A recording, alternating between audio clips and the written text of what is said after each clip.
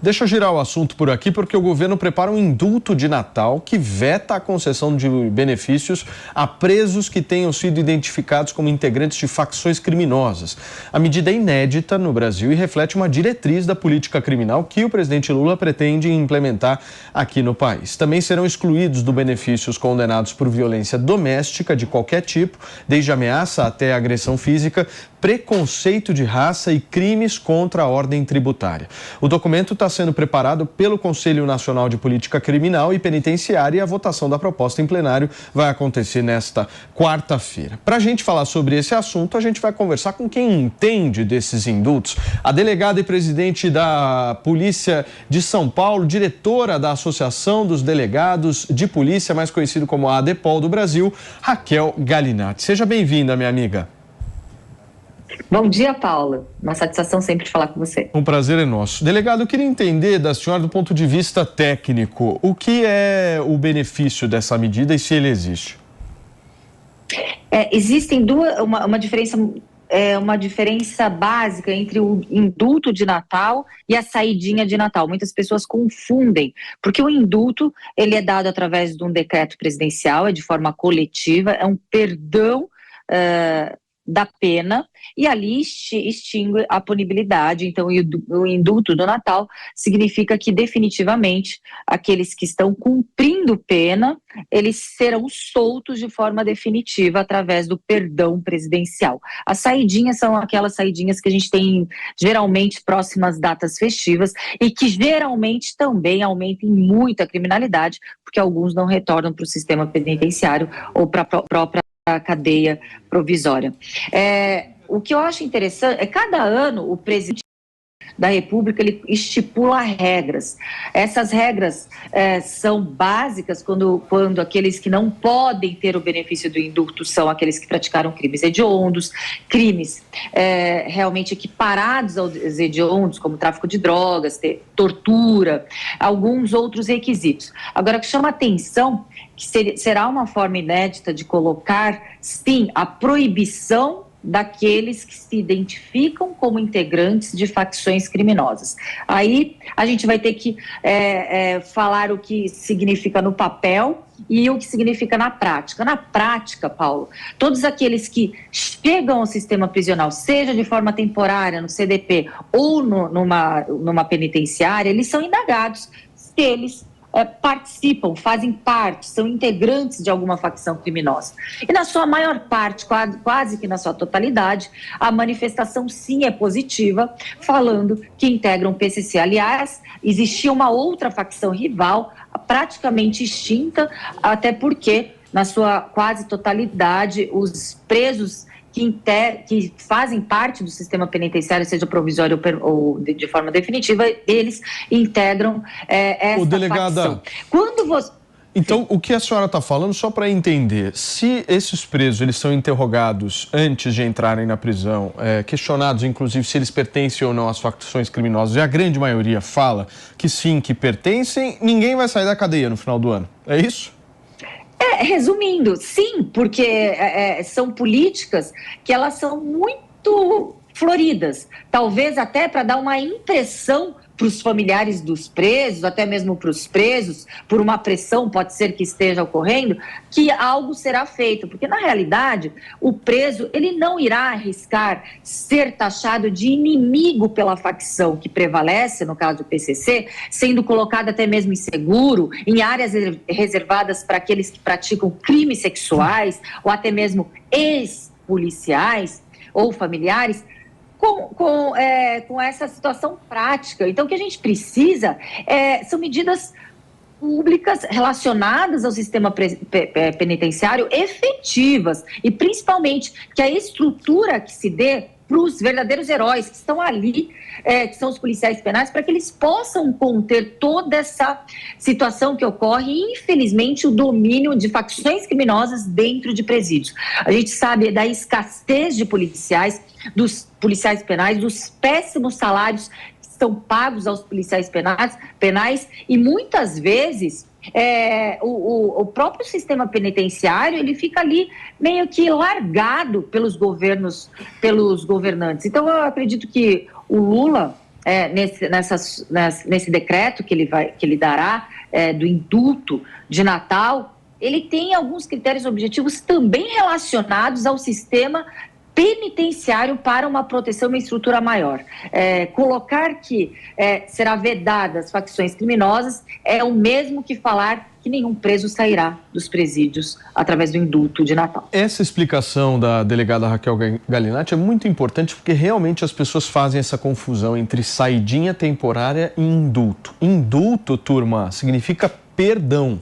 Nós estamos discutindo aqui perdão, certo, Nelsinho? Certinho. E aí essa diferença foi muito bem feita pela minha amiga doutora Raquel, porque as pessoas podem esperar que vai ter saidinha mesmo de traficante no fim do ano. Então é um período para ficar atento, porque a turma que está presa, seja provisoriamente ou cumprindo pena, e que tem bom comportamento, que é a regra, ou seja, a pessoa já entra com bom comportamento, se ele não cometer uma falta grave, ele vai ser considerado alguém em bom comportamento, ele vai ter direito à saidinha do final do ano, mesmo que não tenha o indulto. É motivo para a gente ficar em alerta também. Você acha, Pepe, está preocupado ou não?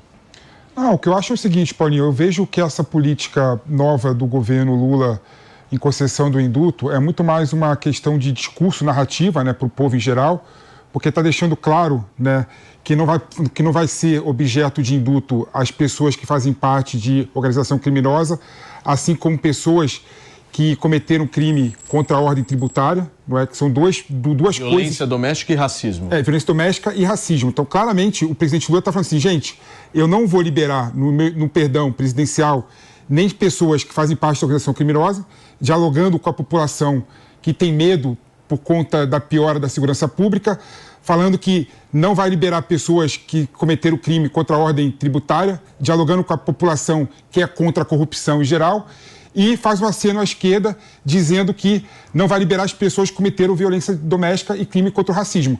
Então, na minha opinião, muito mais uma narrativa do governo Lula, um aceno a favor da população, para mostrar que essas pessoas não serão liberadas e evitando a narrativa que sempre tem quando tem indulto, da direita, que o presidente Lula e o governo estaria liberando criminosos de alta periculosidade na sociedade em geral. Ô, delegada, deixa eu entender a tua posição, o teu posicionamento em relação a essa história de saidinha temporária e indulto. Você acha que isso tinha que acabar? Não, primeiro eu tenho que cumprimentar o Kobayashi, que eu digo que é meu primo, o Pepe, que dessa vez eu também concordo com a sua opinião, que foi perfeito. Aliás, todos... Você também, Kobayashi, também é uma opinião perfeita. O que eu acredito só, antes de falar da minha opinião a respeito do indulto e da saidinha de Natal, indulto de natalino e saidinha de Natal, é importante a gente destacar que o indulto de Natal, geralmente, claro que cada ano ele muda, geralmente ele é colocado de forma humanitária, para aqueles que estão paraplégicos ou tetraplégicos, para aqueles que estão realmente com uma idade muito avançada, para aqueles que têm filhos menores, no caso as mulheres, principalmente as mulheres com filhos menores. Então é um indulto de uma forma humanitária e, claro, com penas que sejam correlatas e não sejam crimes hediondos. Geralmente é esse padrão que se dá o perdão presidencial, o indulto natalino. Na minha opinião, a saidinha de Natal, as saidinhas de Dia das Mães, Dia dos Pais, essas famosas saidinhas tinham que ser extirpadas da lei de execução penal, porque a gente sabe que é uma política de desencarceramento, nesta forma, uma suposta ressocialização daquele preso, mas o que acontece na prática, as secretarias de segurança públicas, as secretarias de segurança pública dos seus respectivos estados sabem o quanto a criminalidade aumenta de forma exponencial. Agora, o indulto natalino, que no caso é um perdão judicial, eu acredito que também deveria ser colocada a responsabilidade para o Poder Judiciário condenar e colocar e comutar a pena de acordo com aquele crime praticado e até mesmo a remissão. Eu acho que são muitos benefícios, são muitos instrumentos legais que beneficiam justamente aqueles que praticam crimes. Ô, doutor, eu estou aqui com dados da saidinha de final de ano do ano passado aqui no estado de São Paulo, só para vocês terem uma ideia. Foram 37.947 presos que foram liberados para ficarem 12 dias em liberdade. E aí é o seguinte, desses 37, quase 38 mil presos, 1.600 não voltaram para a cadeia. Ou seja, esse é o resultado da saidinha de Natal. Todo ano o Estado vai lá, libera os caras e o Estado já sabe que os caras não vão voltar. Então isso é um negócio que eu não consigo entender. Eu não consigo entender. Eu tenho uma dúvida. Do ponto de vista da execução dessas saidinhas, o pessoal não tem como colocar uma tornozeleira para monitorar o caminho desse criminoso nesse momento para tentar com isso diminuir aqueles que não voltam? Não tem como a sociedade ter um pouco mais de segurança? Posso só falar uma coisa? E o custo disso, meu? Você está falando de 40 mil pessoas para serem monitoradas. Imagina o custo de você comprar 40 mil tornozeleiras eletrônicas. O custo de deixar essas pessoas sem monitoramento é ainda maior. Eu acho que o ponto da doutora é importante. Assim, isso tem que acabar, meu. É importante destacar algumas coisas, né? A lógica da saidinha é porque o nosso sistema prisional ele busca a ressocialização dos presos, né? Ou seja, seria uma forma do preso, né, que tem bom comportamento e está em regime semiaberto. Ou seja, os presos que saem na saidinha, na verdade, ele permite a ele a trabalhar fora, permite a ele a estudar fora. Não, você está confundindo. Ou seja, confusão de verdade. Então fala para mim qual a confusão. É porque o semiaberto já é em tempo integral, todos os dias o cara trabalha de dia e volta à noite. Ao longo A saidinha é para quem está em regime fechado mesmo. Ou em prisão. Não, mas a lei fala que a pessoa em regime semiaberto tem direito a 4 saidinhas por ano. De 4 a 5. Que seja, 4 a 5 por ano. Que seja, mas daí é só deixar de dormir. Eu não tô confundindo nada, Kobayashi. Você está trazendo outro ângulo para a discussão. Não. Né? Ou seja, as pessoas... Saidinha, ou seja, se a gente, por exemplo, nega o acesso aos presos à saidinha, está assumindo que nosso sistema prisional está falido. E realmente está. Então, o que a gente tem que fazer para resolver essa questão? Porque a saidinha em si não é o instituto errado. Pelo contrário, ele está liberando os presos a terem convívio com a sociedade aos poucos, Paulinho. Ô Pepe, eu te dei o número aqui. Como é que o Estado, que cuida da segurança do cidadão, tem a consciência que vai liberar os caras e os caras não vão voltar? É o Estado atestando o seguinte: você que paga imposto, você pode sofrer assalto e a culpa sabe de quem que é? É do Estado, porque é o Estado que está liberando. Mas por conta da saidinha? Por culpa da saidinha ou por culpa que o Estado não consegue monitorar as pessoas que são libertadas? Posso ser muito sincero? Como pagadores de impostos, vocês são favoráveis a que se tenha mais estrutura para presos? Eu acho que sim. Porque a falta de estrutura atual significa o domínio do crime organizado no presídio. Mais estrutura nos presídios, ok. Agora, criar uma estrutura para que esta saidinha temporária que a doutora está trazendo aqui seja realizada, eu sou absolutamente contra. Mas, Paulinho, tem que criar estrutura para nada. É mais dinheiro público sendo investido em quem, de alguma forma, está roubando da gente. Não é nessa pessoa, é na segurança da sociedade. É para garantir que o criminoso não cometa crime. Então é um investimento da sociedade, não no criminoso, mas na segurança, no monitoramento. Doutora, o que você pensa sobre isso, hein? É possível acabar com essas saidinhas ou não? Paulo, a sua análise foi perfeita. Acabar com a saidinha deveria haver uma vontade política e coragem dos legisladores, né? Porque a gente teria que alterar ali a Lei de Execução Penal, a LEP. Aliás, muito defasada. Volta e meia tem remendos na LEP. Agora, o que eu acredito é que a falta de estrutura, primeiro, ela deveria ser um olhar direcionado àqueles que estão ali trabalhando e também cumprindo pena com os próprios presos, que são os policiais penais. Eles estão completamente relegados, abandonados, com salários péssimos, com falta, sim, de estrutura para poder conter toda essa criminalidade que muitas vezes ultrapassa os muros e ali continuam praticando crimes. E a gente falar que isso é uma deficiência do policial penal é um absurdo. O policial penal, muitas vezes, ele coloca ali a sua vida em risco. Aliás, 24 horas a vida do policial penal está em risco porque ele não tem estrutura por parte do Estado, ele não tem prerrogativas que deem ali a legitimidade necessária para uma atuação para conter aqueles que violaram a lei, que praticaram crimes, que violentaram pessoas, que destruíram famílias, que destruíram a sociedade. Então, a gente está num pêndulo da balança muito dando um excesso de direitos para aqueles que rompem as leis, o pacto social de um Estado, que violam ali toda a segurança e a paz de uma sociedade, e o outro pêndulo da balança ficou com que a sociedade hoje esteja completamente restrita, vulnerável e subjugada pelos criminosos dentro dos seus lares. Hoje a população ela não está mais tranquila. Quando a gente fala de uma sensação de insegurança, a sensação de insegurança daqueles que vivem, né, nos centros urbanos das capitais, nem só das capitais, agora a violência também migrou para regiões antes consideradas seguras. É muito maior até do que uma sensação de segurança em países em guerra.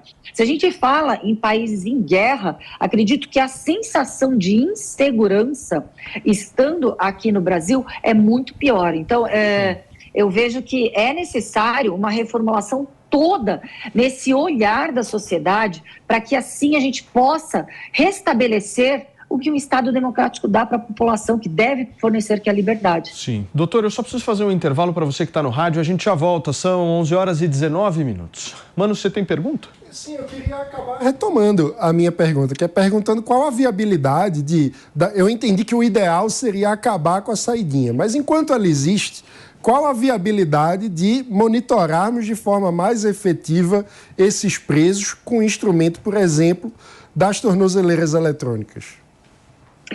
O Paulo, ele colocou um fator que se torna também até desproporcional, que é o valor das tornozeleiras eletrônicas, e a gente sabe muito bem também que elas são destruídas. Esses criminosos, quando eles pretendem não mais retornar ao sistema prisional, eles destroem a tornozeleira. Continua inócua o monitoramento. Não, e aí, doutora, tem um ponto. É um segundo crime, né? Não, entenda o seguinte, tem um ponto. Imagina se o Estado resolve falar o seguinte: não, nós vamos estruturar a saidinha temporária, vamos dar toda a estrutura necessária, tornozeleira eletrônica, blá, blá, blá. Aí você chega numa delegacia, os caras não têm nem ar-condicionado para receber as pessoas numa delegacia. Não, é claro que então, assim, é uma visão... gargalo de estrutura na segurança é um absurdo. Mano, mas você entende o seguinte, o que é prioritário? O Estado tem que olhar o que é prioritário. Então, é que na minha visão a gente tinha que cortar de várias outras áreas para ter estrutura digna para a segurança como um todo. O que inclui, obviamente, em primeiro lugar, os profissionais da segurança e também a estrutura necessária para monitoramento, para aumentar a inteligência, tanto para prevenção como para o monitoramento de quem está cumprindo a pena. É engraçado que tudo é questão financeira, né? A justificativa para não comprar tornozeleira para monitorar os presos é porque o Estado não tem dinheiro. Arruma dinheiro e coloca a tornozeleira. Se a questão é... Paga depois. Não, o PP paga quando der. Se a questão é investir em segurança pública, se a questão é proteger a população de eventual pessoa que saia do presídio por conta da saidinha, então essa é uma questão importante, uma política importante. Fala, doutora. Mano, olha uma informação para vocês. Por exemplo, tem presídios ali no litoral sul que não tem 2 ou 3 policiais penais. Então a gente está falando em escassez de policiais, déficit de policiais e péssimos salários. Primeiro, por uma estrutura em segurança pública, em sistema penitenciário, a gente tem que primeiro olhar para o que é mais importante para o policial. Essa estrutura está completamente caótica. Claro que no mundo ideal é necessário sim que a tornozeleira seja distribuída, que todo monitoramento seja acompanhado, inclusive com o acompanhamento de policiais ali fiscalizando o retorno desses presos. Mas a gente está falando no mundo real. No mundo real é um sistema completamente caótico, um sistema sucateado, abandonado ao longo desses anos pelos governos que passaram. Então a gente precisa da emergência e, infelizmente, priorizar o que é mais emergencial, urgente, que no caso é estrutura para que esses policiais penais possam trabalhar. Hoje, urgente é dar estrutura para a polícia penal, que sofre com carência de policiais, com péssimos salários, com péssima estrutura, com uma legislação que não dá todo o sustentáculo e o arcabouço legal para que fim a gente possa falar em outros investimentos. Infelizmente, a gente está falando no que é prioritário. Eu gostaria aqui de estar falando numa estrutura completa, gostaria de estar falando num país como a Suécia, que a gente sabe que até os presídios fecharam porque não tem mais preso. Mas a gente está falando no mundo atual. No mundo atual, se for para priorizar, temos que priorizar o policial penal e não o preso. Muito bem. Delegada, muito obrigado, viu, minha amiga, mais uma vez pela sua participação. A delegada Raquel Galinatti gentilmente aceitou o nosso convite. Ela que é diretora da Associação dos Delegados de Polícia, ADEPOL, do Brasil. Doutora, um beijo para a senhora. Um beijo, Paulo, e parabéns pelo seu brilhante jornalismo sempre. E todos aí da bancada. Um beijo para todos. Obrigado, querida. Um beijo para a senhora.